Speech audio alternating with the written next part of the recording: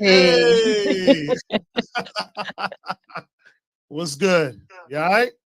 Yeah, I'm good. Hey, what's up, VK? Can't complain. Ready for another edition of That Part Podcast. I just want to say, like, this journey so far with you, Janae, has been epic. I can't believe the amazing guests we've had thus far. The engagement that we've been getting from the community and from the people, the feedback has all been really, really good. So I'm so happy. Me too. And you look really dapper tonight. I'm almost mad I didn't put my blazer on. I'm really liking No, this Miami, giving me very rooftop vibes. you got me talking to all these, decision and policy makers. You know what I mean? I gotta meet them halfway. I still got my chain on. You know what I'm saying? Still got my G Star, but yes, definitely got the blaze on today. You know what I mean? No, it's a good look. I like it. Thank you so much. I appreciate you, man. So, listen, again, just if you're tuning in for the first time, my name is Papa Keith from 1035 The Beat, and I am your co host for That Part Podcast. I'm pushing a very important to me, important to you initiative called Just Vote, period. This is a lifestyle community advocacy for our youth to get involved with the voting process. Monica is your vote, your voice, and regardless if you like the choices or not, I know a debate just happened. We'll get into that with our guests. We still need you to be a part of the process. You know what I mean? I ain't gonna get into all of what the ancestors have to do and none of it. Nope. You just need to get involved. All right. Let your voice be heard one way or the other, but through voting is key, easy, smart, and it's democracy. All right. My amazing co-host, the reason I'm even on this show and doing this thing, man, Janae Tate from High Low News. She is the CEO of High Low News, hyper local news here in South Florida. She's delivering all the local news when it comes to politics, community, and things we need to know in South Florida. That's where I get my news from. So if Oh, you ain't with High Low, then you don't know. So parts. that part. So definitely get with High Low. Subscribe today. To get that news sent to your phone, and you can be up to date with what's going on. But she does a wonderful job. Has amazing guests. She has her own podcast on there as well. And I implore everyone to definitely check out High Low News. You know what I mean? Yes. No, thank you, PK. I love your introductions. Like, they're so good. It makes me feel like, who is he talking about? Like, is that me? Did I say Yeah. these Did I things? do that? Did I? It ain't my fault. Oh, look at me. I went Urkel and you went like G Right, code, right, like right. all, Well, I got to keep it music. You know that, right? and I gotta keep it TV. Yes, no. We doing it. We in our lanes doing our thing for sure. Yeah, and our last few episodes, like you said, have been amazing. Our guests have been amazing. And, you guys make sure you go catch up on the episodes. If you missed episode 1 and 2, we'd had former Senator Dwight Bullard, former chair of the Miami-Dade Democratic Party, Robert Dempster, and the chairman of Miami-Dade County Board of County Commissioners, Oliver G. Gilbert. So those conversations are really good, insightful, and make sure you guys go check them out. And like you said, the reception has been good. I have people, asking me, can they be on, like pitching me. Like, I'm like, oh my gosh, this has become a big deal. And listen, and clearly we keep leveling up, So we've gone from some amazing guests that we've had, and this guest we have for you today, definitely a heavy hitter. I am so anxious to get into this man's brain. His legacy thus far has been really, really amazing. And I think he has so much in store, So we definitely going to tap in with our guests. I don't know. Whenever you're ready for the intros, you let me know if you want to just keep going, or you ready to get this party started. I'll leave it up to you. Look, I'm ready to get the party started too. Our next guest is like, I call him Mr. Political Viral because he has his moments. Like, he gives it to him. I don't. Are we Yeah. keeping it a secret at this point? Because we both, neither one of us has Well, I mean, said. I'm gonna do his bio. So when I drop the bio, then they're gonna know what's up. So that's what I'm telling you. You ready for me to drop this bio? Yeah, I'm not ready for you because I like the slow burn that we just did. We can Yeah, drop it yeah. in there. All right, let's do it. Well, Today's very special guest is Senator Shevrin Jones. All right, Florida State Senator Shevrin Jones is an educator, a public servant, a consensus builder who gets results on issues facing Florida families, which you know is important to us. He grew up in Carroll City. Jones' parents enlisted him and his brothers the values of education, faith, and service to community. I could attest to that because I actually went to his father's church. Um, Recognized from a young age the power of education as a great equalizer, a foundation that drove Chevron into teaching and helping students reach their full potential.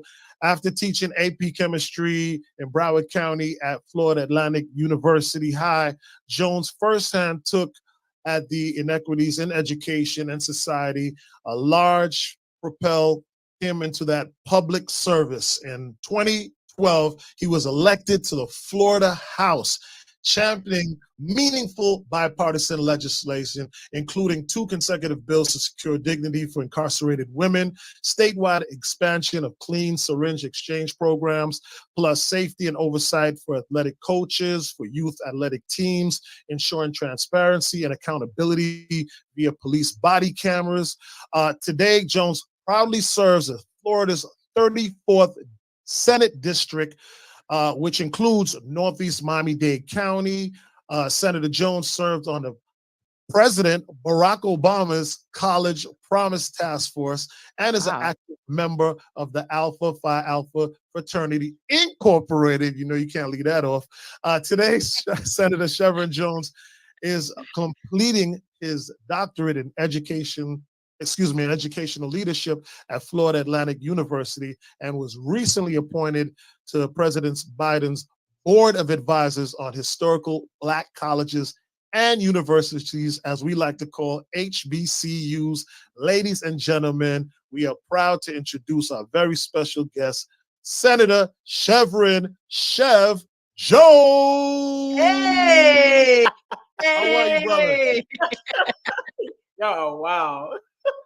Welcome to the Partay, That Thank Part podcast. We're so honored and so happy to have you. And like Janae said, you actually did check out the podcast and was very interested and offered your time to join us today. So that really means a lot to us, especially as a startup podcast. This being our first set of series, man, we are so honored and lucky to have you on.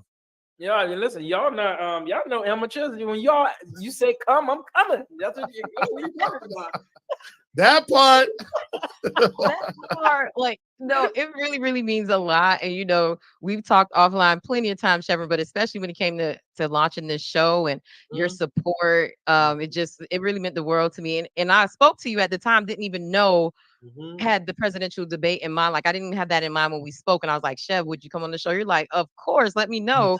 Yeah. And then all of this just came into divine order, so to speak. So I'm glad we were able to get you on it. And you're one of our very first guests. Like, you're our third guest. So you're coming in the beginning. Let's go. Setting the We tone. coming in hot, baby. Let's go. That's what's up. Super compliments on your glasses, first of all. Thank man. you. I appreciate it. Love them. Love them. That's my style all day, man. All day. I they're love nice. them. Yeah, They're very snazzy. nice. So we're going to get this party started. There's no lulls here. I mean, we gave a nice intro. We explained to the crowd, to our audience, exactly what's going to be happening, exactly what we do. We just want to say quickly, give an opportunity to tell everyone to subscribe, please, and be a part of our family, the That Part podcast family. We'd love to have you. And this is all for you. We can have these private conversations with Chev. We can talk to him about all of these things on our own, but we want to share this with you. We want to create this platform so that way we can bring his great minds, to your ears and do it in a way where, we just relaxed and we just talking, layman's terms, however you want to position it, So Janae, ladies first, get this party started, girl. Thank you. And look, I'm excited to get this party started. And Chev, just even bring a little bit of our history into it. And I feel like this is a perfect segue into our first question about the election. When I met you, I was, I think, interning at the Miami Herald. And I wrote about the South Florida Youth Summit and all the work you were doing to engage the youth there. And so civic engagement and community service was always at the heart of like what I know you for. And so our first question is about the election, the 2024 election in general, and why it's important for, especially millennials and Gen Zers to get involved in the civic process. And we wanted to hear from you what your thoughts were on it. Yeah, well, first, I want to tell both of you that I'm extremely proud of both you and PK, because both of you, we all basically started at the same time and trying to That's figure out a way to true. level up, and it all started from the South Florida Youth Summit in Adrian. God bless his soul. Oh my gosh, I know, Adrian, I I love know. And him. at the station at 103.5, Yes. and you at the Herald. So I appreciate both of you. So listen, yeah, I mean, I think we have to talk with the gloves off when we talk about this election cycle. I think the first prime example would be what just happened with the Supreme Court yesterday, basically giving the president of the United States immunity from committing any acts that aligns with his or her position. In a term where you have a Donald Trump, and I know you all are nonpartisan, so I'm a Democrat, so I'll speak from that perspective, who has made it clear that we need to go after political rivalries. That what the Supreme Court did yesterday is dangerous.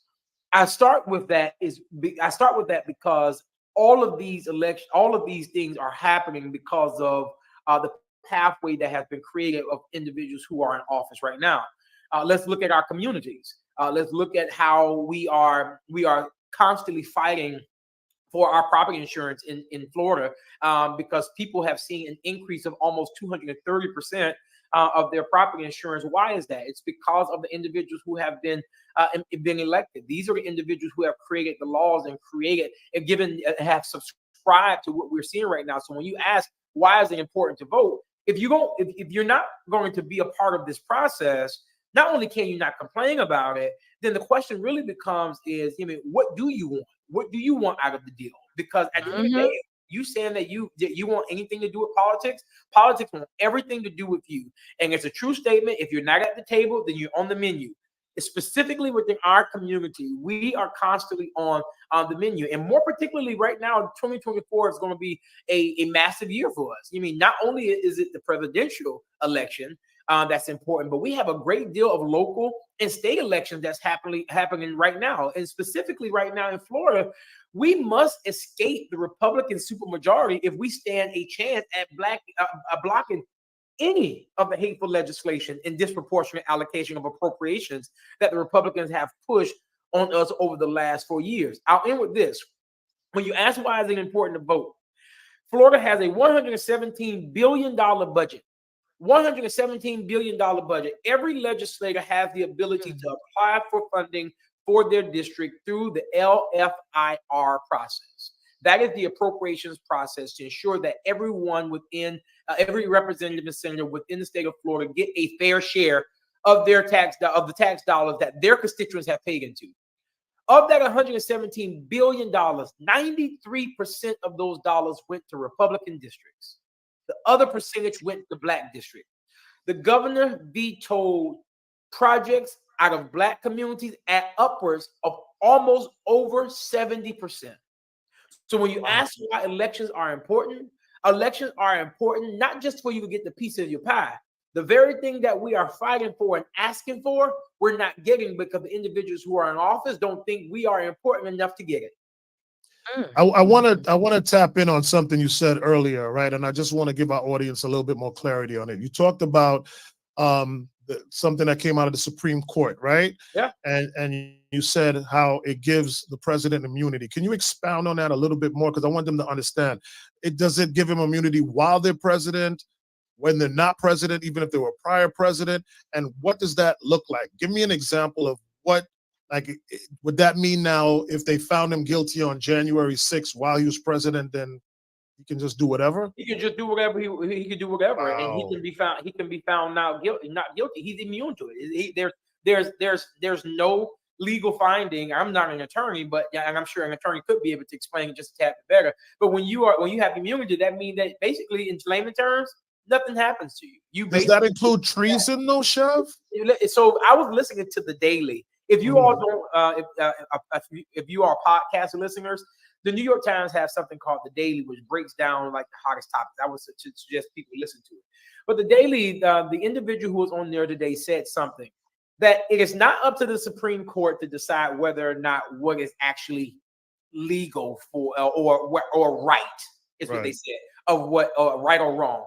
That's up to the courts. The Supreme Court said that based off of what they decided on yesterday, ensures that if an act is done by the president, he or she they have complete immunity as long as it falls within the confines of their role as president. And remember, the president of the United States is the true commander-in-chief. He is the head law enforcement officer for the country. So imagine what that means to a president like a Donald Trump, who can care less what happens to anyone and desires to go after political rivals. That means the commander-in-chief, who is the head sergeant of the military, if he wanted to go and order an assassination of an individual, of his political rival, basically it falls within his purview as a president, within his role. What? Wow. You should listen to the Daily. They broke it down so good. Hey, we listening to you right now, and it's like you just fooled us. That was enough. but we appreciate that. JT, I know you had another question lined up for Senator. No, that type of power is scary, and thank you for breaking that down, Senator Jones. And honestly, I want to be able to transition into our conversation, and we brought you on to give us some more context and insight on the presidential debate. And so we want to let our audience know, like, another role and hat that you wear is the chair of the Miami-Dade Democratic Party.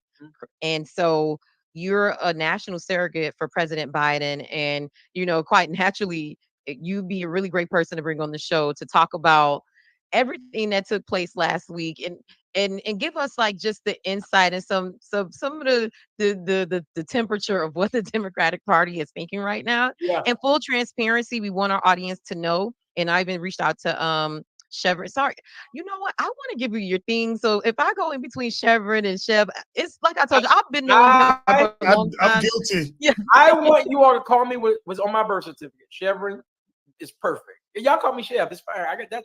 I know, but I never want you to ever order people to feel like we've not taken the titles seriously, because we talked about that before. So We're just good. a sidebar. We're Senator good. Jones, Shevrin, Shev. We're good. We spoke offline, and Yeah. we wanted to have this conversation with also the Miami-Dade chair of the Republican Party. Yeah. He was not able to make it tonight because of traveling conflict, and we're trying to see if we can have him on at a future date. But you were all game for, like, let's have him on, like we could have this conversation. Absolutely. So I want the audience to know, just to have that transparency on what we wanted this conversation to be tonight. But I know it's going to be fire just the same with you. And so to just switch gears to the presidential debate, Yeah. my first question for you, as chair of the Miami-Dade Democratic Party. And congratulations on that as well. I Yeah, appreciate Senator it. congrats. I appreciate it. Yes. I appreciate it. Yes. Yeah. And so my question is, considering the national conversation around last week's debate, why are you still confident in President Biden as the 2024 Democratic candidate? Yeah. So I appreciate this question. So I want all of us, I want people to understand that the president is 81 years old. The president and the president, he has been extremely clear. Even the day after the election, he made it clear, I had a bad night. I had a bad night. And he also said that I don't debate as well as I used to. I don't walk as fast as I used to. Yeah, I don't speak as clearly sometimes as I used to.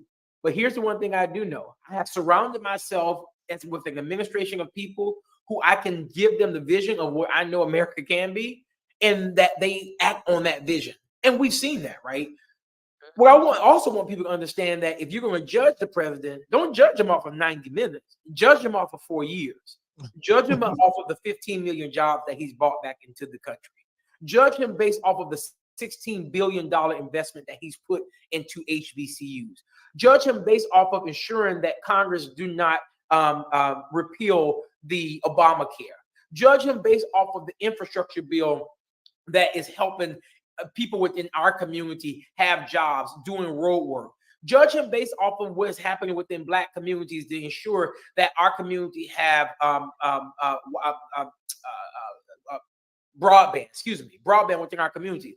Judge off those various things. But I also want people to listen to them, listen and look at what the former president did. This man, during a time when this country was going through the hardest, most gruesome time of our time, called COVID. Mm-hmm. Thousands and thousands of people died because of his lack of not just accountability, but responsibility, and his carelessness in trying to politic a situation that needed not only policy, but it needed compassion. That is what we see within the president. And I get it. There are people who are absolutely under that. They don't like Biden for fill in the blank.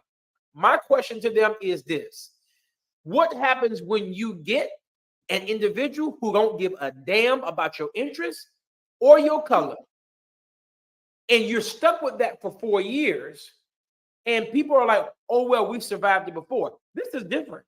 I'll tell you why. This is different because if you look at what happened on January 6th, that was a preview of a group of people who are telling you that we do not desire to lose the power that we know we're losing. And we will do anything necessary to maintain that power. And so we can play games if we want to. But if we continue to go down this route, we won't be able to ask for what we want. They're going to tell us what we want, and you're going to have to do it. The writing is happening on the wall. Definitely. And that's not a scare tactic that I'm giving. That is actual facts. If you look, go read Project 2025. Yeah, that's been all the talk. That's been all the talk. So just on that tip, just to keep it going, it doesn't make sense for me to ask you this, because you clearly have driven the point that Biden is your guy. Yeah. You're moving forward with Biden. Yeah. What I found very strange after that was hearing from other Democrats having the conversation that there should be a replacement for Biden at this point. Even myself, who's, really not in as deep as you are, was like, well, that doesn't make much sense at this point. Right. But I would like to hear from you, based on even some Dems or some reporters who lean Dem, who've been saying like, well, we need to replace him based off of that 90 minutes, and let's start looking down the line. Is it going to be Kamala? Is it going to be Gavin Newsom? What are we going to do here? What would you say to those people who are saying that he needs to be replaced? You know what I'm saying, at this point? And then not only say to them about that, does it even make sense at this point? Yeah. No, it doesn't make sense, because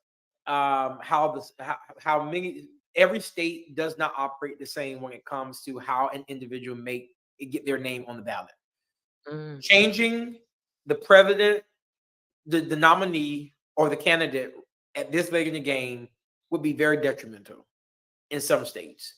So much so that there are certain states like Florida, I'm sure they are probably praying that this switch up happened, because they just won't put a Democratic presidential candidate on the ballot. Wow. I feel that. Yeah, I can absolutely feel them doing something like that.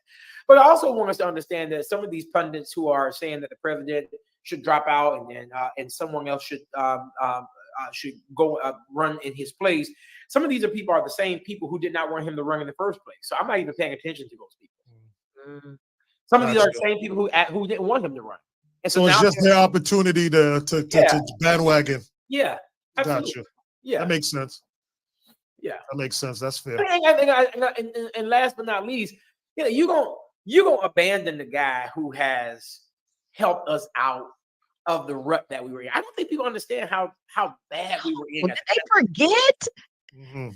I don't think people understand how bad we were, like with the state that we were in as a country. I don't think they do.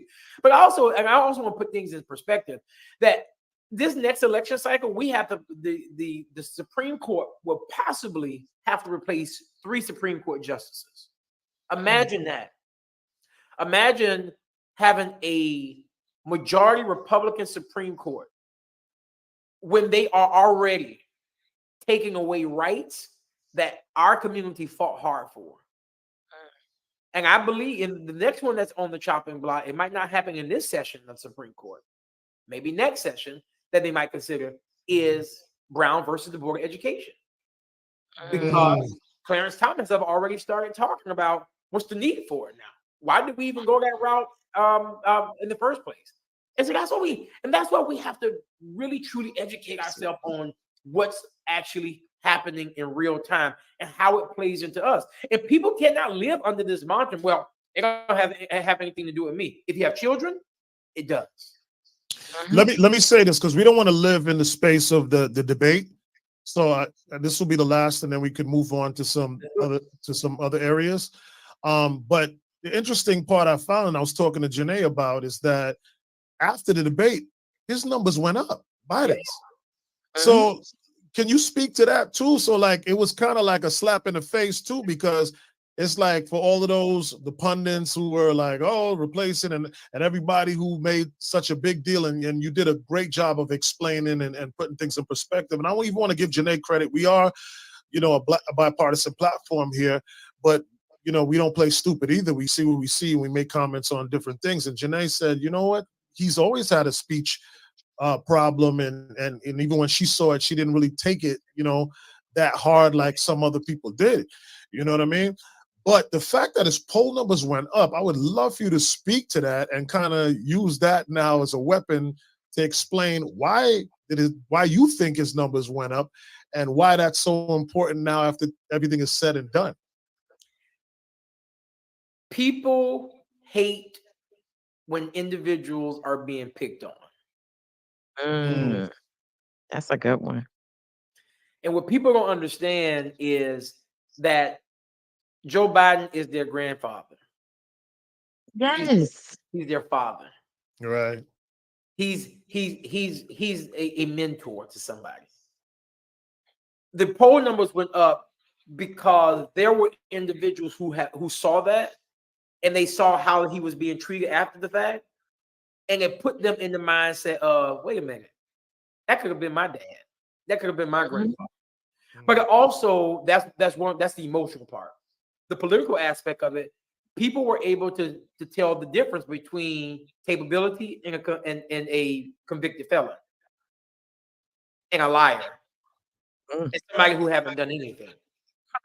And they also were able to listen and say, you know what? This man doesn't run the country by himself. He has an administration of people he has put in place to be able to see these successes. And I think that's why the president was able to, his poll numbers were able to go up, because people were able to say, although he's stuttering, although he's seasoned, he's not stupid. Yes. That was my perception of it. I was like, here's the thing. I was almost surprised when I saw the CNN recap roundtable. And I was like, me and my fiance, we were watching it. We were like, wait, did we watch the same debate? We were like, Joe Biden did a great job. We thought he won. We were like, we thought he was capable. Here's the thing. I didn't have the expectations that he was going to come in and be Barack Obama as an orator. Here's the thing. He's never been that smooth, even when he was younger to me as a vice presidential candidate. So I was like, why was everybody's expectations so high at this point? So that was just really interesting to me that was the perception of his debate, which leads me into my question of the reaction of a lot of Democrats, or at least the reporters and people that I was watching Roland Martin and CNN, and they were saying they were getting text messages and calls from higher ups in the Democratic Party. And so to me, I was like, that's just not the best PR move. If I was like, why would you even point out anything negative to the press? Because they're going to run with it. And so that brings me to my question of the Democratic Party not being the best when it comes to marketing and messaging to the American people, especially to the Black community.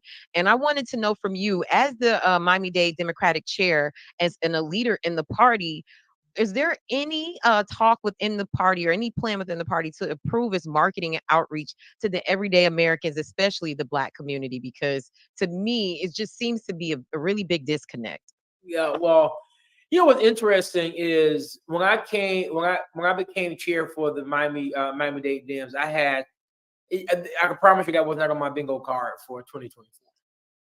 It just wasn't. In my 13 years of being in the legislature, this is my first time I don't have an election. I don't, because I've got a 4-year seat, so my seat is not up until 2026. And so I could have taken the entire summer, vacation, Oh yeah. chilled, and did nothing. But then after going through these last 2 years, I knew that I had to make sure that I'm still on the field in this time frame and making sure I put my skin in the game, which I knew I was already going to be doing with the president already. But then I also realized that I'm not going anywhere. I'm going to stay here in Miami. I don't care how bad. I'm going to stay in Florida. I don't care how bad the laws are.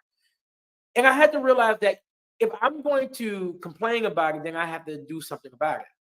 And so when the opportunity came and they asked me for the 7th time, when the congresswoman said, you have to do this, I said, I'm going to do it. I got you. Well, congratulations on it, and you just started it, right? So I just started. Right. So I just want to make sure we say that, because Yeah. I don't want to make it seem like you've had this, you've had No. that position for a while. No, So you haven't even gotten a chance to really dig in. No, I have not. And listen, and God bless Robert, right? Because Robert, whatever he was able to bring us to this point, and we continue to build on that. Listen, I don't care what anyone say.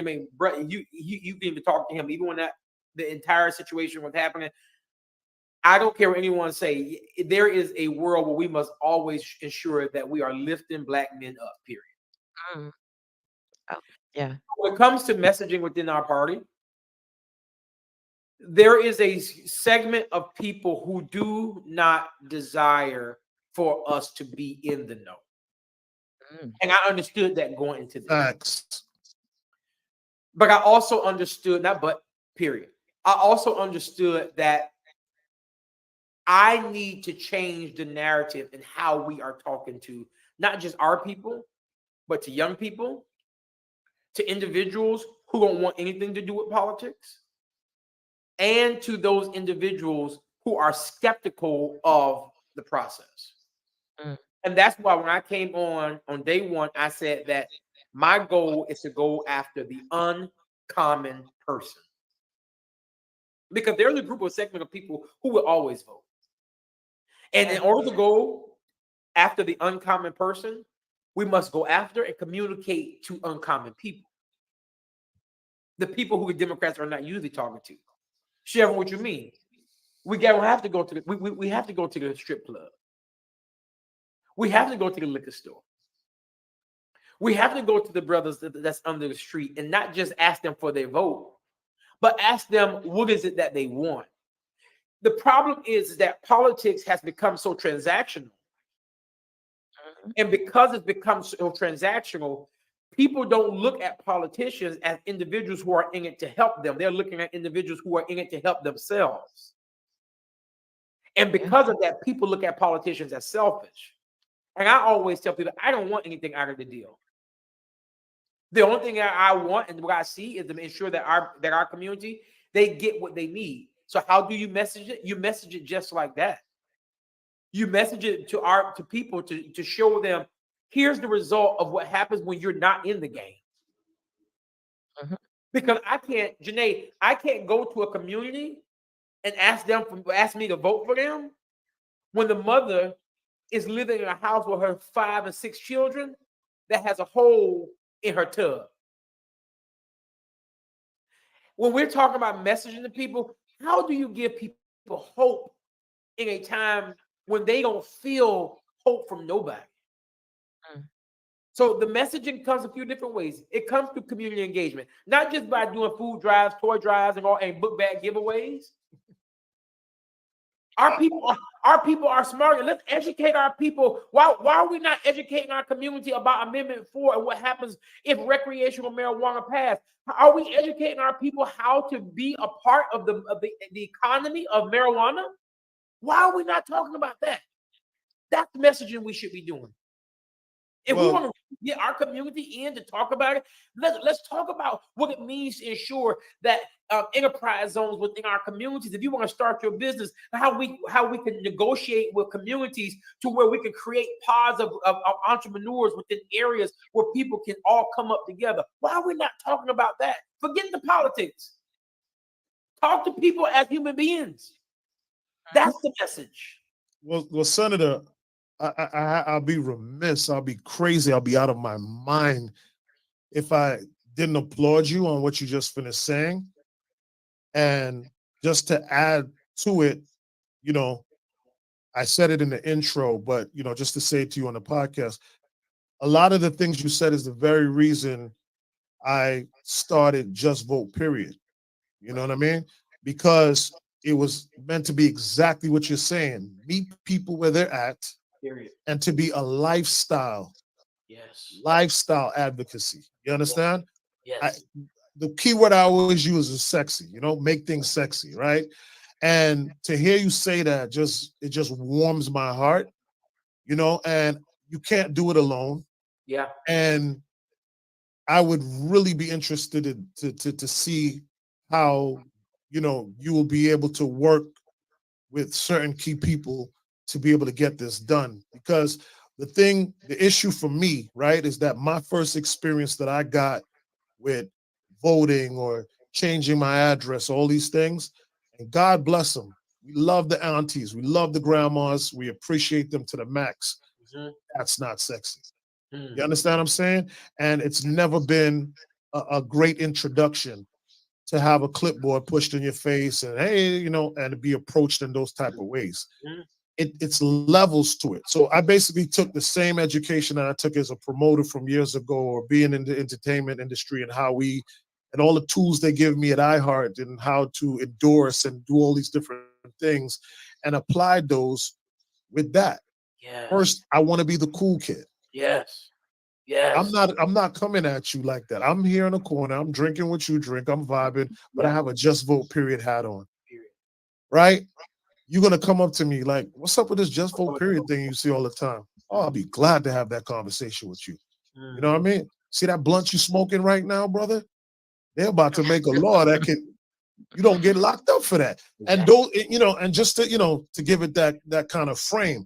So but it needs to be done on a broad level to really be effective, right? Absolutely. And so I'm so excited and so interested to see, how you're gonna manage that and all of that, right? Yeah. So let me get into this.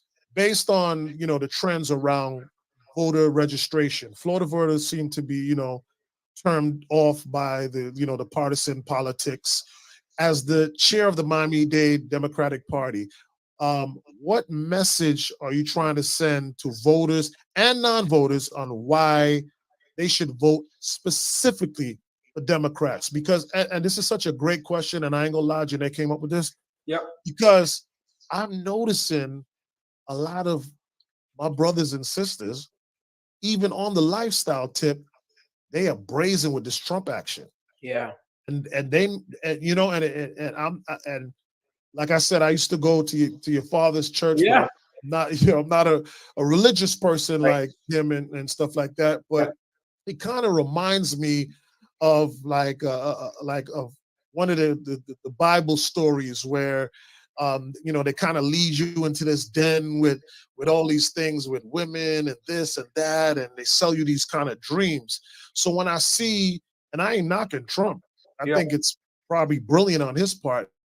When I see Trump with the rappers and they're saying "Make America Great Again," I'm like, I'm just like, do you even understand what that means or what he means by that? And you're, and you're sharing that moniker, and then I go to a Sexy Red concert, and then she has the MAGA cap, but she's saying make it sexy again, but they're still inadvertently promoting Yep. on a large scale Yep. the Trump campaign. Yep. So I don't know, I don't have the stats, I don't have the numbers based on that particular audience.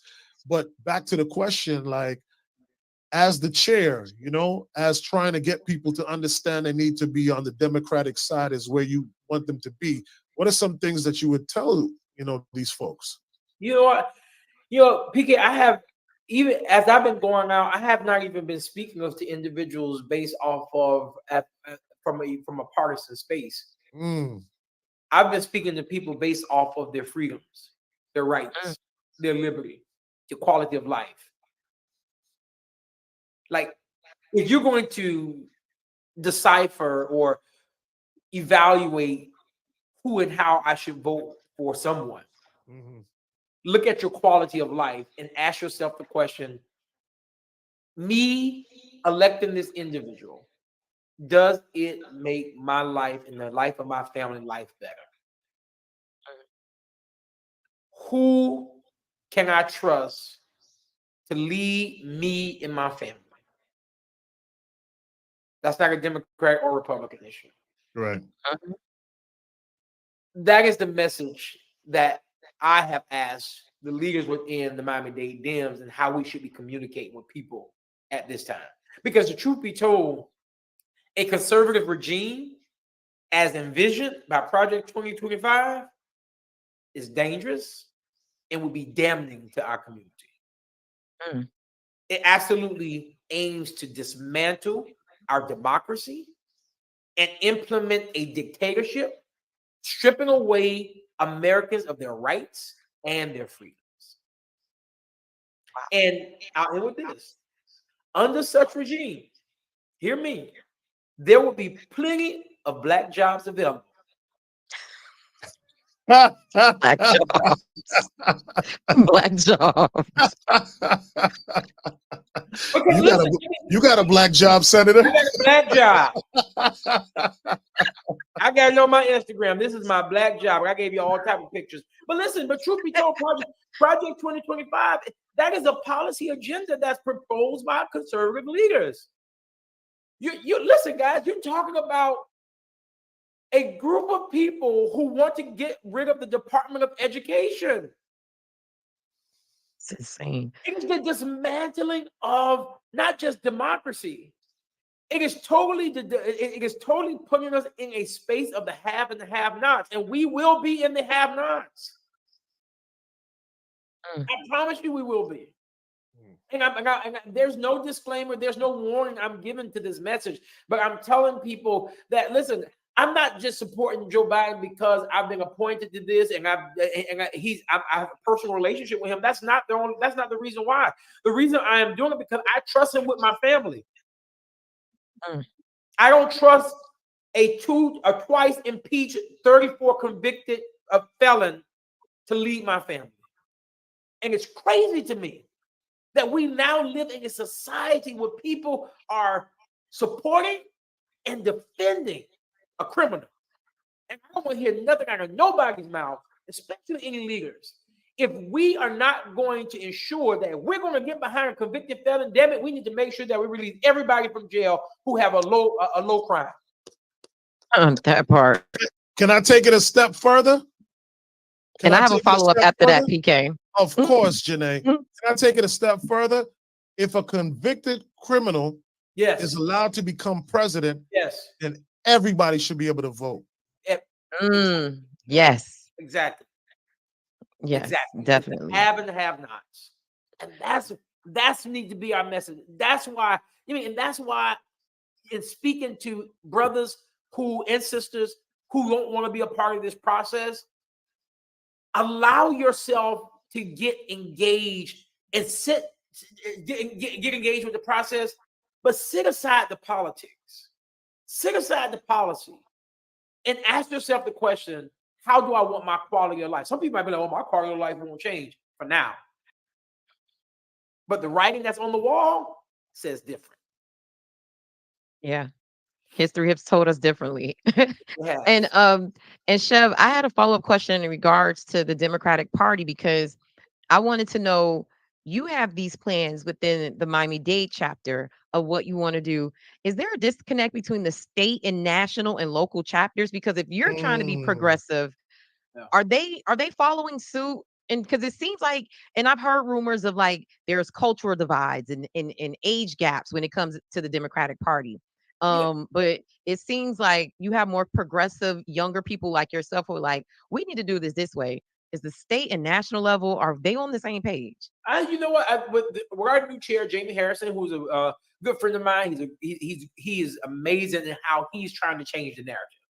Is he the national chair or the He's the Florida national chair? chair. National He's the chair. national chair. Chair Harrison is he's great. He's genuinely trying to change the narrative of how the Democrats not just communicate, but how we move. The state, Nikki Freed, who is our chair, who I think you all should definitely talk to her. Yeah, she is creating and definitely moving the party in a direction that we have never been in before. How do I know? The Democratic Party won a seat in Jacksonville, a Republican seat in Jacksonville. yeah. Mayor Donna Deegan. They also won Tom Keene in Seminole County. That is the changing of the tab, but there's also the change of message. That's how we are messaging to individuals. Because also sometimes it's not always about message. Sometimes it's something about the candidate.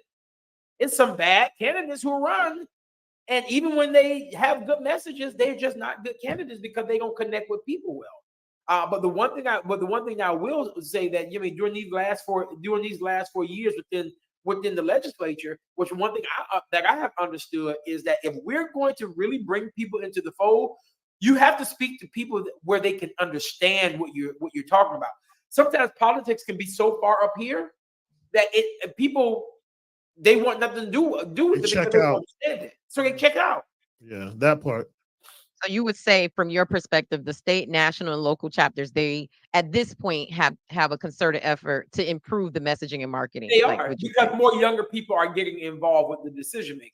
Like Mm, I'm being very frank. So the president wanted me to sit on the Rules and Bylaws committee. I'm the youngest guy who sits on the Rules and Bylaws committee, which is a pleasure because a lot of these people who've been on there have been on there for a long time. But being able to put a younger perspective on there is something that I absolutely appreciate. can I tag on to that and just make it a Sure. little more local, Janae, which is your category with high low news. Um,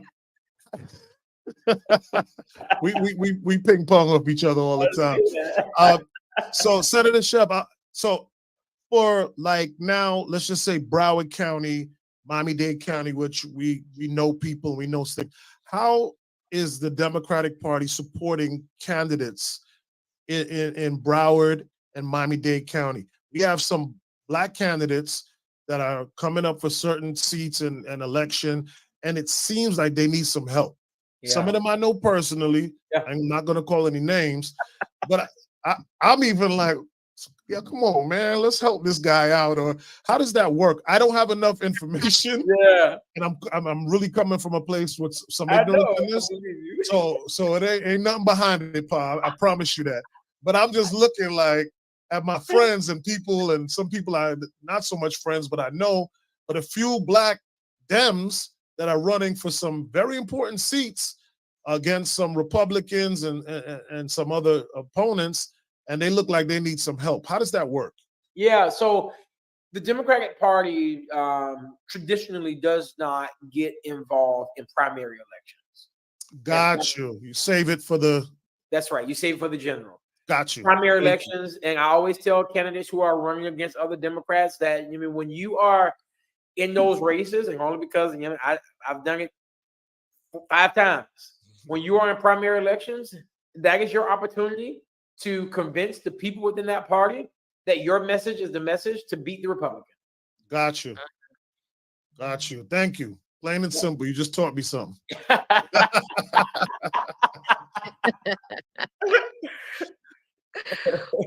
Well, I want to go over and switch gears to more of a Florida focus question, Senator.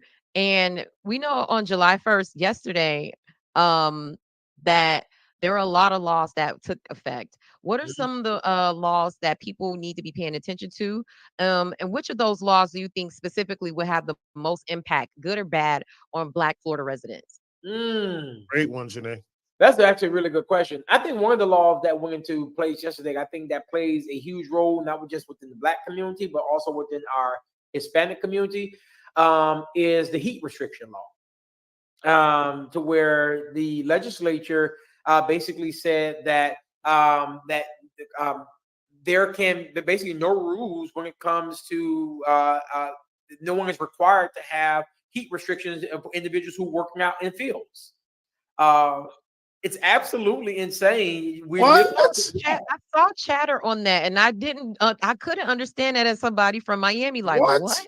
Yeah, no, I mean, so the crazy thing about it is the fact that we cannot, you can't mandate that individuals have a water break or individuals have a break to go on the AC. That's cruel, man. That's crazy. It's beyond cruel. And listen, Janae and I went through a few of them because a lot landed, right, for July 1st. Yeah. I was stuck on the strippers at 21 and this and I mean, yeah, I'm in entertainment, so I had to do that side of things. And then me selfishly, homeowners association, I was like, good. Tell me I can't park my truck with my phone number in my own driveway. So there were certain things like that I was paying more attention to. So thank you for bringing that to the light. You have at least one more that you'd like to share with us? Yeah. Or one more that you think? Yeah, I mean, so I think I also believe that you have something like HB 931, which would basically enable volunteer school chaplains in our Florida classroom. Once again, it's blurring the line between school and state-sponsored religion. So basically, what this is saying is that individual can volunteer. Like either one of you can say, "Listen, I want to go inside to be a school chaplain." Okay, so what are you going to do? Who are you talking to when you get in there with those children? And what religion are you going in there as? And these individuals are not trained.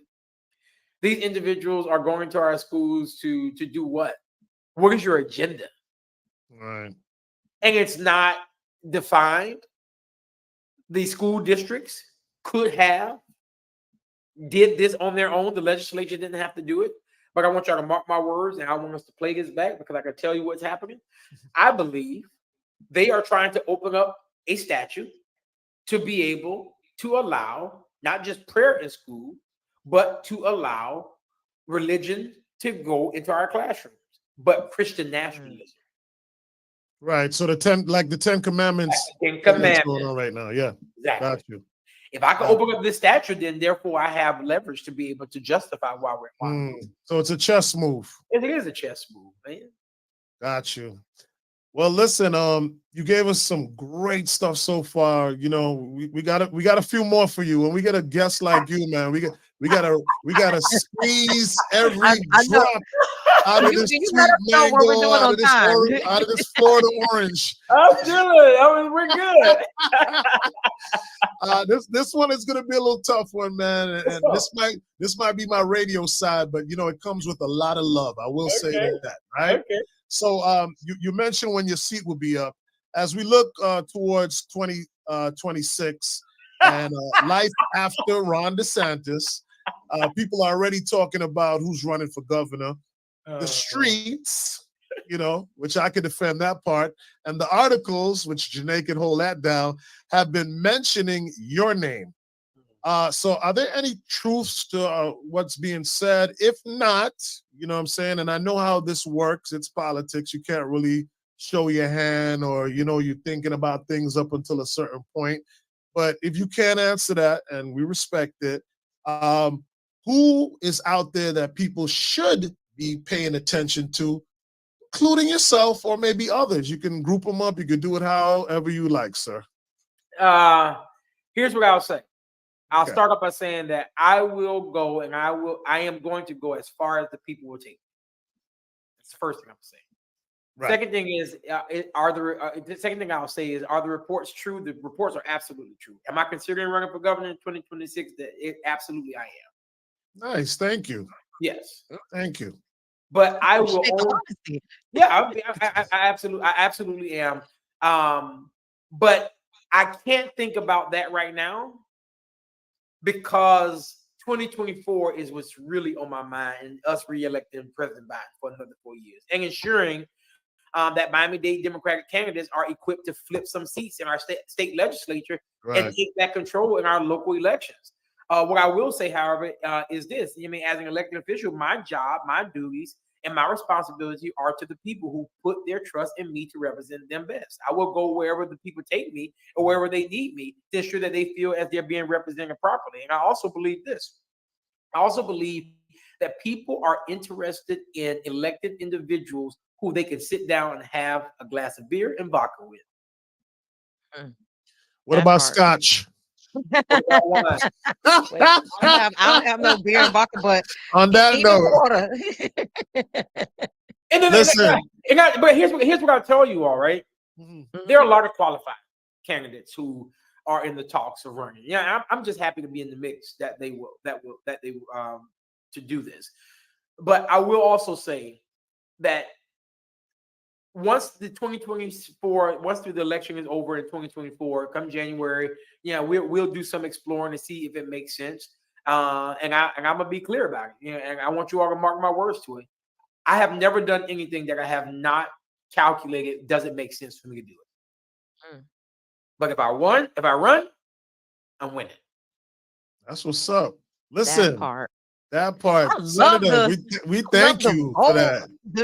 You We better. thank you for that. You know, you shot straight on that. So listen, you know, anybody watching and listening right now, man, we appreciate a straight shooter, and you know, we don't have any kind of goofy stuff that we do on here. You know what I'm saying? But if I could have took a crown and put it on your head right now, I definitely would. You would get the straight shooter crown, first one. I love it. I love how direct. I love Yes, it. thank you so But much here's the for thing, doing like I that. said, Shevrin's not. He goes viral a lot. If you follow him on Twitter and Instagram, like he be giving them people the business in Tallahassee. So when we decided to ask that question, I was like, Chef's gonna tell us exactly what he like, whatever he's thinking. Love it, He's not man. gonna shy away. Love And it. that's honestly, but that to me, that millennial energy, I feel like that's a part of our generation. Like we just it is what it is. Like It I'm is gonna what just it say is. directly what it is. Ain't no need to give you some political answer. You're like, yeah, if I want to run, yeah, I'm thinking about it, and I want y'all to vote if I do. If I do it, Yeah, I'm gonna win. Like I yeah. love that big boss Yes. energy. That's it, man. We Yes. run, we winning. That's it. I'm Yes. saying, listen, you can't go wrong when you bring people along with you, man. Mhm. People understand that. I mean, I think people deserve that. Yes. People, they deserve not just honesty. They deserve to have politicians who are not just going to stand before them and just pontificate and give them say things to them just to win. That's not fair to people. That's not fair. Yeah, if I can't do anything, I like even when I go out to talk to people within my district right now, and they ask questions about why this is not being done in my community, why this is not being done in my community. What are you doing about it? Sometimes I'm saying, unfortunately, I'm not the guy. I'm not the person who make that decision for you in that area. But I will connect you with that person. I'm not going to tell you no and leave you and let you Right, suffer in right, silence. right. And I end with this. And this goes to anybody who desires to run for office, who's running for office, who are in office, that we owe it to the people, not just to be honest to them, but to also just to make sure that we show up for them. Not just put on events and not just doing things just to be able to post. You know, people are hurting, man. Okay, Chef. That part. That part. People hurting. That part. Let me tell y'all why. I mean, listen, and I'm sorry to do this. The hole in the tub, that was a real thing. I went to a community, one of my community centers, one of the communities that I represent in Liberty City. And they said, Senator, we just want to take you around so you can see how some people are living. I walked into some homes, and one house I walked into, the mother took me to the bathroom. I'm getting emotional just talking about it with you all. She took me to her child's room. She took me to her room. Her daughter was on a breathing machine because she has asthma. She had asthma because of the mold in the closet. Yeah, that's a real The thing. mother had a hole in the tub But these are the same people we are representing, and we're asking for their vote, and they living like this. Mm. Yeah, man. Thanks for Man, sharing that. thank It's so you. funny what Janae. I know you're about to segue into something that's super local, and it's it's the perfect segue actually. So I'll let you get into that. Honestly, Sheb, I wanted to just ask you a quick follow-up. You talked about seats being switched to Democrat in the state legislature. Do you have a number on what that is? Like compared to Republican seats, compared to Democratic seats, how many seats need to be flipped or won in this upcoming election so that we can get closer to a Democratic majority or Yeah. a fighting chance? Because that's why a lot of our policies don't get Yeah. passed is because Yeah. of that reason. I'm gonna give people a very quick idea of why we are in the situation we are in right now. Both the House and the Senate are in the super minority. We don't even have 2/3, which means that they can do proceedings whether we show up or not. That's first. So therefore, they don't need our vote. They don't need us even sitting in our seats in order to get what they need to get done. In the Senate, you have 40 senators. You have 120 House members. In the Senate, there's only 12 Democrats. Out of 40? Out of 40, there's 12 of us. The rest are Republicans. And in the House, I think there's 60. I don't know the House number, but they also are the super minority. We got work to do. I think the House needs 5 seats in order to get to out of the super minority. I think the Senate, we need 3 seats to get out of the super minority. We weren't always like this. We lost some of our seats, but it's also difficult to do that when we don't have the resources to be able to do it. It costs money. Yeah. Wow. Man, and here's actually a really great segue into my next question.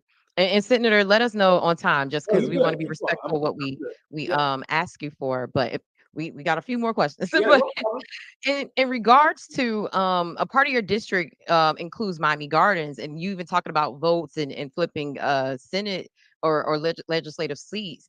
When you talk about the largest predominantly Black city in Florida, in politics, people talk about Atlanta and Detroit and Philadelphia as their respective states in regards to the Black vote. Here's And my you know, dog. Miami is the largest predominantly Black city in Florida. What will it take for a place like Miami Gardens to enter that conversation when it comes to the Black vote in the state of Florida? Because Well, right now it doesn't really seem like the community or the area as a whole. I'm not sure what the powers that be there are doing, but it doesn't seem like when you think about the Black vote, when you think about a Detroit or Atlanta, Miami Gardens in the state of Florida doesn't enter that conversation to me. And yeah, I don't then know. that's great, Janae. And then when you tie in Miramar, Yeah. which is a neighbor, which has predominantly Yeah. or half as many Blacks in that city. So even when you tie in that, Yeah, just that region. Yeah. yeah, Yeah. Well, here's what I will say. I don't know why Miami Gardens is not in that conversation, because Miami Gardens literally is the largest Black voting block in the state of Florida. It is the largest Black voting block in the state of Florida. And I believe Miami Gardens is doing everything they need to be doing for them to enter into that conversation. But I mean, we also must remember that Miami Gardens is a fairly new city. And they only became incorporated in 2003. So when you look at Atlanta, Detroit, and Philly, these cities have been going at it for a far longer time. Miami Gardens is the largest Black district within the state of Florida. But when you go look at the voting population in Miami Gardens, they're voting at almost like 67, 70%. You know why? Because the people who live there are old school teachers, old school attorneys. That's what's being maintained there. While you do have a great deal of members of the Hispanic community who are moving into Miami Gardens is going to be around for a long time. Yeah. And I think it's going to have a Black stronghold for a long time. And I think Mayor Harris has done a phenomenal job leading the city during his tenure. And I'm proud to call the city my home, where I live in Miami Gardens. And so, yeah, I think they're doing everything that they can. I think that we all can do more. I think they have an election that's coming up in August. Some of them are contentious races that's coming up also, but I love it, man. I see black folk running, man. Yeah. You know what I mean? You know what I mean? We love it too. We love it too, man. No, thanks for Monty bringing Gardens those is stats always out. in our heart. Yes. Yeah. No, thanks for breaking that down because I didn't know that they were the largest voting Yes. bloc of black people Yes. in the state.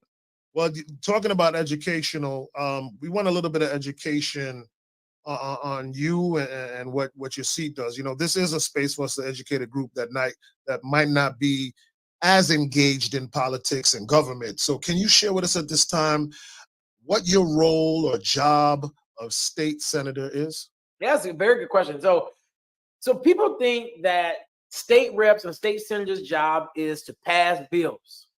No. We have one constitutional duty. Our one constitutional duty is to pass a balanced budget. That is it. Really? Yes, we have one constitutional duty is to pass a balanced budget. And truthfully, many people don't even know who their state representative or senator is. So that's a fact. Yeah, so I'm happy that That's you a asked this. fact. Yeah, for people who are unaware, Florida has 40 state senators, and each of us represent about 500,000 constituents. So we basically have the same size as the congressional district. And our sole job as a state senator, one, as I said, is to pass constitutionally, is to pass a balanced budget. But however, in reality, there's so much more. I mean, I present bills in committee and work alongside House representatives to help them pass the final hurdle and hopefully become law. I advocate on behalf of my municipalities to bring money back for projects they may be seeking funding for.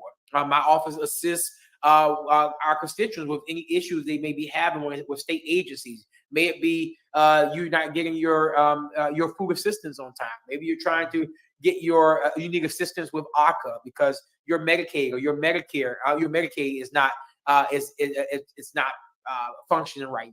Or you need assistance with it. And then I speak with different individuals and inform them about what is occurring in our state, like we're doing right now. And one thing that people don't know, some people think that this is a full-time job. It is not. We are considered. Oh, that I didn't know. Yeah, we are a part-time legislature, and most of us have full-time jobs. I know I have a full-time job, so it's considered a part-time job. And there's so much more that's done behind the scenes as well that many people never get to see. And I end with this. It's crazy because so people always say they always get on legislators and say, well, you haven't done nothing. You didn't bring nothing home for me, or you didn't bring anything home, or you. What people don't understand is that there's a process. If the governor has vetoed 90% of black projects, what do you want me to bring home if the governor vetoed it? Yeah. And I'm damn sure not about to sell out my community for a project. Now there are other legislators, black folk who do it, and I tell people all the time, just because they're your color don't mean they're your kind. And individuals who do it, that God bless you, but I won't sacrifice my community for money. That's just not how I roll. That part. I think that was a really great segue to our next question, which is, what are some, I guess, bills or initiatives that you've either presented and or gotten passed through the legislature that you want people to know about? And we want to give you an opportunity to kind of like, talk your shit real quick.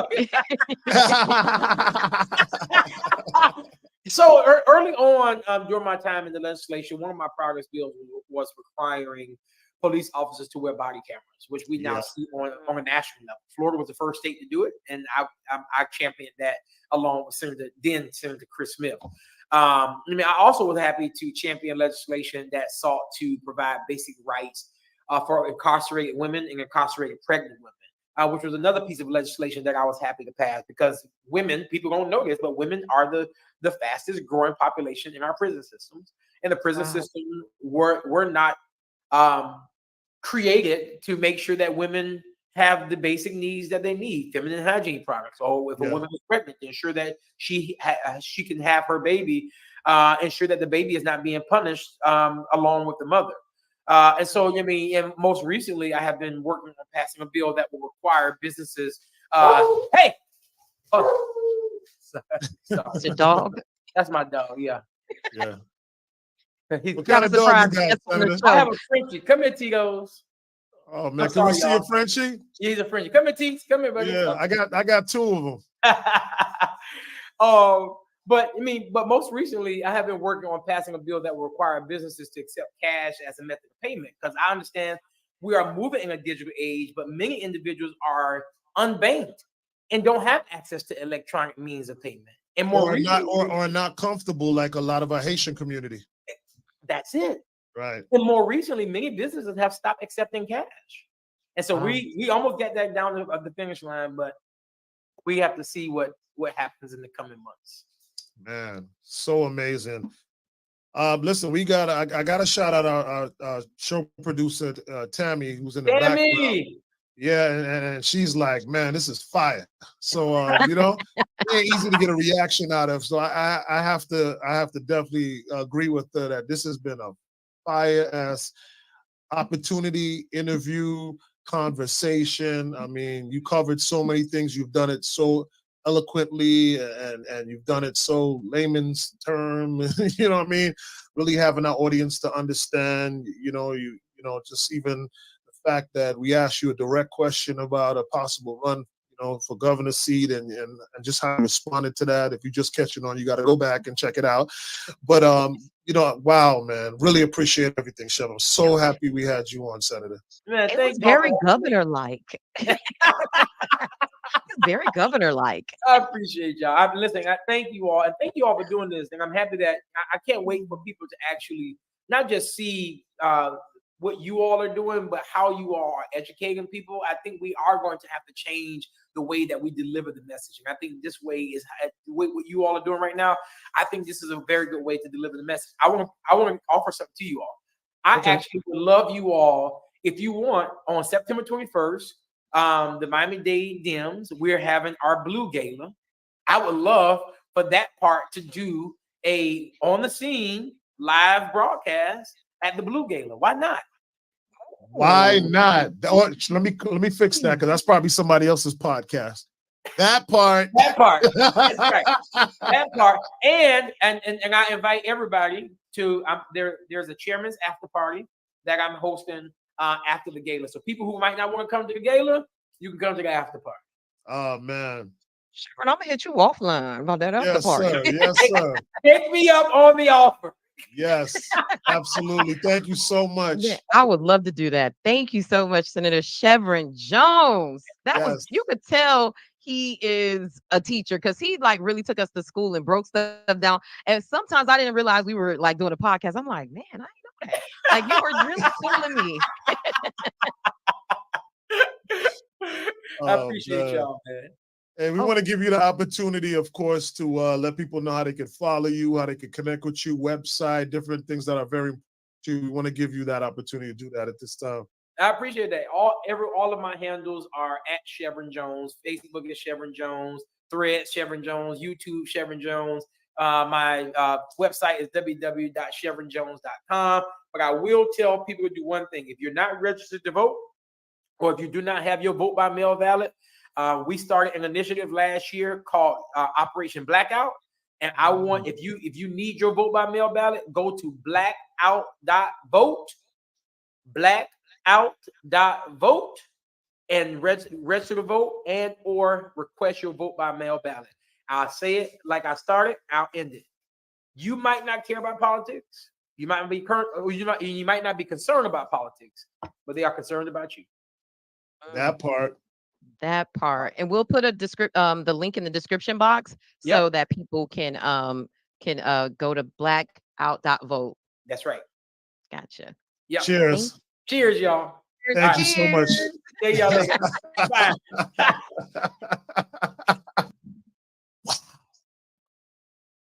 Are we on? Is this on? I had to sit back. Now my chain showing, my drink showing. Y'all like this? Hey. But you did this. Like, I'm like, was his mic? I thought your mic went out. Ah, man, it was just wow. You know, listen, I gotta put a joke in there, but it's gonna be a good joke, and I know that Senator Shevrin Jones is gonna appreciate this, right? But when he was talking at one point, he did have a Biden moment. Oh my God, because she said he was trying to think of broadband. What the fuck? Do not do Chevron like that, okay? No, listen, I'm gonna bring it back for him because I really appreciate him and I love it. But it just goes to show Chevron is very eloquent. He was perfect, but we all have those moments. So that's That's really why true. I'm bringing it back. Is to show that because it's a joke. Even like I say with my father, even before the debate, my father said it to me, and then I started using it with him. He's like, because we were talking, he said something, and I was like, what are you talking about? And he said, oh, you thought I had a Biden moment. And then I started laughing because he said that. And my father's in Trinidad, but he's very, involved. And so, when that happened with Chef, I was like, I wanted to, but I didn't want to, I was like, he just had a Biden moment. So I said, I'll wait till the aftermath and I would bring it up. But it took to the point where it can happen to anyone. You know what I'm saying? Yeah. And to the fact of Chevron saying he's 81 years old, to the fact of you saying he has some speech issues, and even how you put it, which was so well, like, the expectation part of it, we can definitely, I'm happy the polls went up for him. And again, I'm bipartisan and all this, but I'm going to tell you how I feel. You know what I'm saying? So I was happy that people had empathy and understanding based on the situation. So Chev, no, I ain't getting at him, but I'm just using Yeah, it more as no. a tool to kind of like, I can promise you when he watches this part back, he's gonna crack up. And I think if you would have said that during the show, he would have been cracking up too. He would have, right, he probably would right. have gave you a little jab back, but I Right, think he right, would have right. thought I that ain't was want to funny. do him. But I ain't want to do him. I ain't want to do him. but I think to your point, like we all have those moments. And also too, and I wanted to bring this up and I forgot when I was asking about the marketing. I was like, why wouldn't the Democratic Party? I would have went in on making fun of like ageism, like I was making fun of the elderly, and also to ableism, which is people who Right. have like this prejudice or like a negative view on people who have handicaps and they aren't as inclusive. So I would have went hard as a marketing person and understanding messaging. That would have been the first thing I started throwing out. Like, Yeah, so y'all no making fun doubt. of And that's a of good of, point of too. old people with disabilities. But you know what, too, and we didn't I didn't get a chance to bring it up because we this was probably our longer podcast, and thank you for even being respectful of his time and making mention and him giving us grace with his time. But I thought CNN did such a shitty job, and I don't know if that was like, They and did. we're talking about the debate with Biden and Trump that just passed. I don't know if that was a part of the rule or I don't know all the full scale of the rule. I knew the cutting off of the mic. I knew a few things, but the fact, like to me, if I'm sitting up there and I'm a reporter and that's respected, and it would be so difficult for me to sit there and allow lies, blatant lies, to be told, and I'm just gonna act like I'm not hearing it. You know what I'm saying? Or I'm not.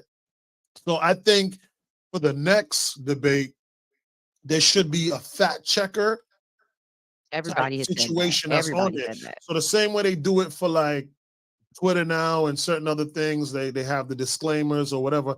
I think for the next debate that's coming up in September, right? I believe. Um, Yeah. I'm not sure who's going to be facilitating that, but that was something that I saw from some of the outlets that I followed. And Roland Martin was one of the outlets that I watched his whole 3 hour long recap after the debate.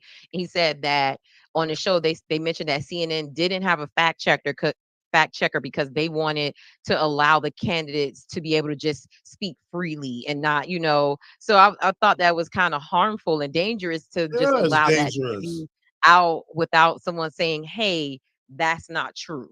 Like, Right. do you want to address that? So it was that whole debate was funky, and I like you said, I just as even though I'm a registered Democrat, I always say I lean a little bit more moderate. So I know my views are a little bit biased, but I was happy that Biden wasn't totally raked over the coals as like the initial reports that I saw. And Shepard made a really good point about the his numbers going up when people said they saw him as their granddad, and that's immediately Yeah, how I saw him as some of like my right, elders in my family. And I was like, I wouldn't, disrespect my grandma or my granddad or my right. mom-in-law and her husband because they're older. They're still smart and capable, but age is something that happens. You get slower. You may not speak as Yeah, fast, but this, you still have all your faculties. Like that means that I was like, that's kind of not fair. That's not nice that they're making right. fun of an 81-year-old man. So it's interesting that all of the personal things that I thought, like our house was a microcosm of what like a lot of Americans were thinking outside of the talking heads Yeah. that were, speaking after the debate. And girl, let's talk about that governor run. First of all, I I was like, is he gonna say it? Is he gonna say it? Is he I gonna say it? know. I was so happy that he dealt with it, head on. And it doesn't say that he's actually going to run for governor. And I think he positioned it in the perfect way and said, like, if I choose to do it, yes, I'm thinking about it. But, come January after, this cycle, he'll have those considerations and stuff like that. But I was very happy that he gave us that. I don't want to say tea, but he, I He get gave a that word from you. confirmation. He Yeah, gave a yeah, yeah. confirmation because, like you said to your point during the interview, a lot of elected officials are skate by. Well, you'll have to see. Well, I don't know. Yeah, And yeah, Shevrin was yeah. like, "Yeah, I'm thinking about it." Like, Right. He sure did. He sure I did. appreciated that. Yeah, he sure did, man. This was good, and I want to credit us too, Janae. Like we're really good at giving flowers to people, and sometimes we have to give flowers to ourselves. And I think another part of the reason that this was good, I think we're just really growing in this podcast space in a very quick time. You know what I'm saying? And so I felt good about even me, just kind of like being able to have follow-up questions that we didn't have thought of or written, and then I felt so good to hear you and even me using some questions that you had given me and getting that kind of response and even how we work with each other to prepare for these interviews. Because like don't get it twisted. Like on the radio, I don't prepare for nothing. That's all I don't freestyle. prepare for I my think this interviews that much either. So I was actually thinking about that today, like how we have been intentional of like, let's make yes, sure that we yes, prepare. 'Cause it's easy to do that when you're on your own because we both run our own situations outside of right, this. So I know certain things and I know I don't have to do a lot of prep because I've been doing this so long. But when you have a mhm, co-host, it has to be cohesive and organic and gotta right. make sure you leave room for each other to speak. And so like you said, we really put our thought into preparing our questions and making sure we're ready to go with our guests. Absolutely, man. So I'm excited. And listen, we're gonna talk to you now. Like this is all for you. Another reminder. Like Janae and I we had a 4-hour conversation the other, the other night. No, we was We a do this on our marathon. own. You know what I mean? But we're sharing our space with you because we're passionate about these things. And why not educate you and why not use the leverage and the opportunity and power, let's not get it twisted, that we have to bring this, and bring this to you. So we really, like it means a lot to us that you appreciate this and that you're absorbing this. You don't have to let us know now. Listen, 5 years can pass and this podcast will be up and somebody will hit that click, Mhm. and play on this and enlighten them for something that's beyond that what we thought, you know what I'm saying, or encourage somebody to run for office. And that's why we do this, you know what I'm saying? So with that being said, hit that damn subscribe button, okay? I Stop know, playing. and hit the damn like button too while y'all watching. Give us some likes, put a comment in, even if it's a thumbs up. All the engagement helps us boost our SEO on YouTube and on social media. So every little bit helps. Yeah, we TLC about this. We ain't too proud to beg. Come on now. And our amazing producer Tammy also wants us to Yes. share. Yes, share. I know I do my part of it. Janae, she does her part of it. But when we send it to you or we connect with you and you know us, pass it along to someone as well. Say, hey, this is my good friend Janae, man, and she's doing something really cool with her boy Papa Keith, and I think you need to listen to this. You know what I mean? Definitely, definitely. So PK, let them know since we out here panhandling for likes Yes. and stuff. Tell them how they can follow us and find us and all those good things. Yes. Well, you have this amazing ticker. So, that you be dropping on us. So let that ticker roll. And yeah, definitely. There you go. Hit us up. It's That Part Podcast 305. We encourage everybody to watch it on YouTube because all the SEO stuff she talking about, that's gonna help with that. We also have an Instagram that we'll post our guests and stuff like that. We'll get more active with the Instagram in our second series. This is the first of our series. We're to give you a little insight on it, we're doing an 8 series part with this. We're really hyper focused on high-low people who are going to be involved with like more local elections and stuff like that. Right now, even though we had Senator Shevrin Jones on today, he's still as the Democratic Miami-Dade leader. That's local as well. So that he kind of played 2 roles. So we felt it important to have him on in the first series as well. And I want us to take time because we said we were going to do this. I want to see if we can finish in an hour and a half. So we got like about 5 minutes left, right?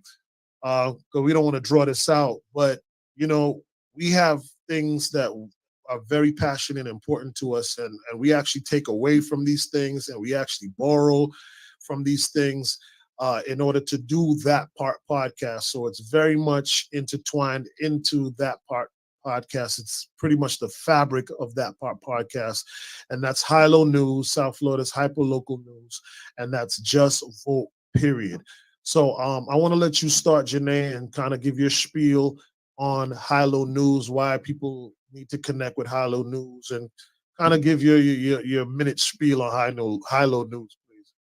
Oh, thank you. And before I do that, and Tammy, correct me if I'm wrong, our producer, we're also on audio platforms as well. So I know for sure iHeartMedia. So if you're just in your car, you want to listen to us, that's another platform for you guys to follow and listen to us as well. But back to High Low News. Thank you for that beautiful introduction, my friend. High Low News, Yes. which is short for Hyper Local News, is South Florida's only news site dedicated to Black and Brown millennials. We cover politics, governments, community news, entertainment, and everything in between. You'll come on there, you'll see some memes, you'll see some laughing, funny comedic posts, but you'll also see who is up for election, who just is a policy or who presented a policy for you guys to know about. So we try to mix the medicine in with the candy, and we are a I great love news that. source.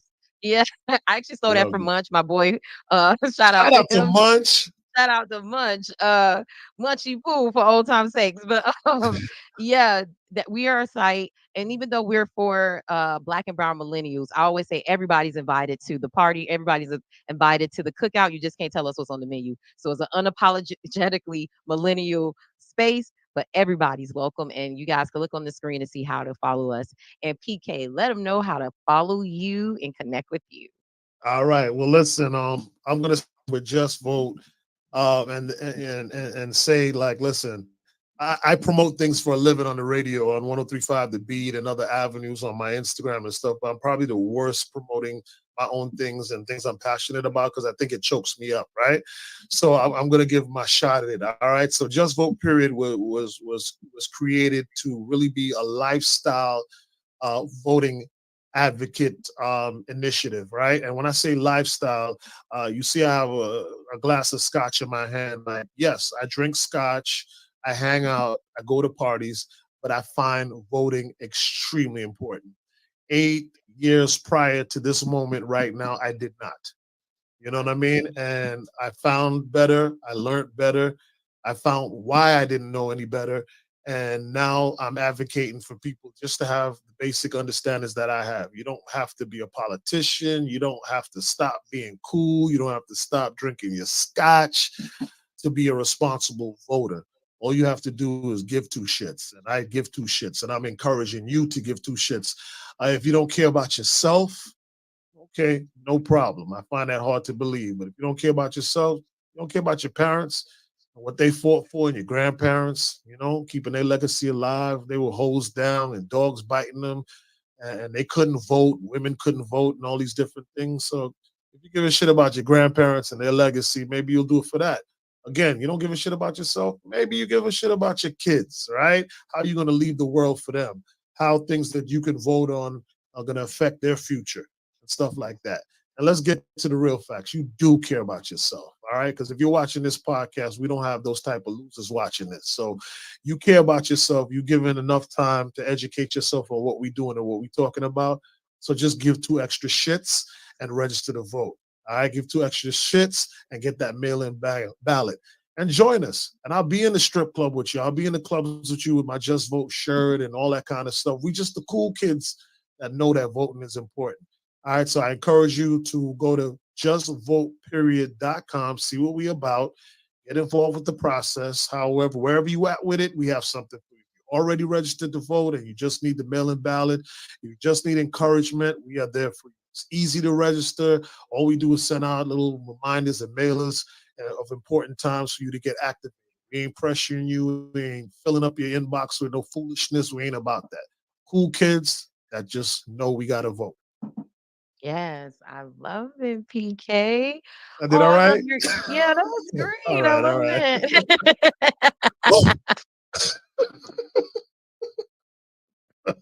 I'm just You're the so worst for my own shit. Janae. you're so silly. You're so silly. Wait, go to hollanewsmiami.com and sign up for our email newsletter. Forgot to say that. But Yeah, look, if very important. you're looking at the screen, our social medias take you to all the information that you need to know about us. Exactly. All right. I think we had a minute and a half at this point. I mean, seriously, a minute and a half, an hour and a half at this point. You're right, a minute and a half. Thank you so much again. Hit that register button. The subscribe button. Follow High Low. Follow Just Vote Period. Engage with us. We do this because we love you, and cannot close the show without thanking Tammy, who helps us make this possible. This ain't about a check for her clearly, because she'd be a millionaire with the amount of stuff she has to help us with. So Tammy, we just want to let you know that we appreciate you, and Tantis, we appreciate you as well. So we're gonna end off on that note. JT, if that's Yeah, okay with you. that is. We'll see you guys next time. That part, Next Wednesday at 8. That part. Wednesdays at 8, baby. Hey.